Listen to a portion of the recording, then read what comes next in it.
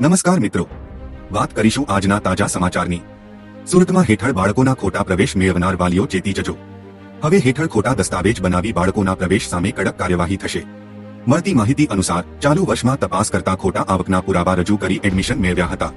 ત્યારે સુરતમાંથી 7 શાળાના આવાસો જેટલા બાળકોના પ્રવેશ રદ કર્યા છે। આ અંગે રાજ્ય શિક્ષણ મંત્રી પ્રફુલ પાનસેરિયાએ સાથે ખાસ વાતચીત કરી રાજ્ય શિક્ષણ મંત્રી પ્રફુલ પાનસેરિયાની લોકોને અપીલ।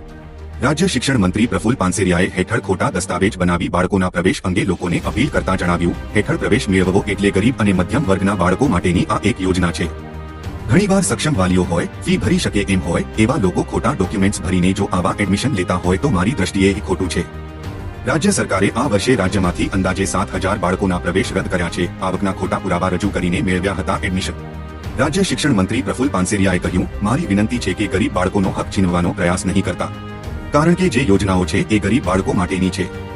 તમારી પાસે ઘરના ફ્લેટ, ઘરનો બંગલો, ગાડી છે તો તમે હેઠળ એડમિશન લઈને એક ગરીબ બાળકનો હક છીનવી રહ્યા છો। આ એક પ્રકારનો ભ્રષ્ટાચાર છે। એટલે મહેરબાની કરીને જો કોઈએ આવું કર્યું હોય તો સામે ચાલીને એડમિશન રદ કરાવવું જોઈએ। એક પણ બાળકને અન્યાય નહીં થાય, ક્યાંય પણ ખોટી રીતે એક પણ બાળકનું એડમિશન રદ ન થાય એ માટે અમે સૂચના આપેલી છે। તો હાલ માટે આટલું, મળીશું નવી અપડેટ સાથે। જો તમને અમારા વિડીયો પસંદ આવતા હોય તો વિડીયોને લાઇક કરી ચેનલને સબસ્ક્રાઇબ કરી બાજુમાં આવેલા બે આઇકને દબાવી દેજો। ધન્યવાદ।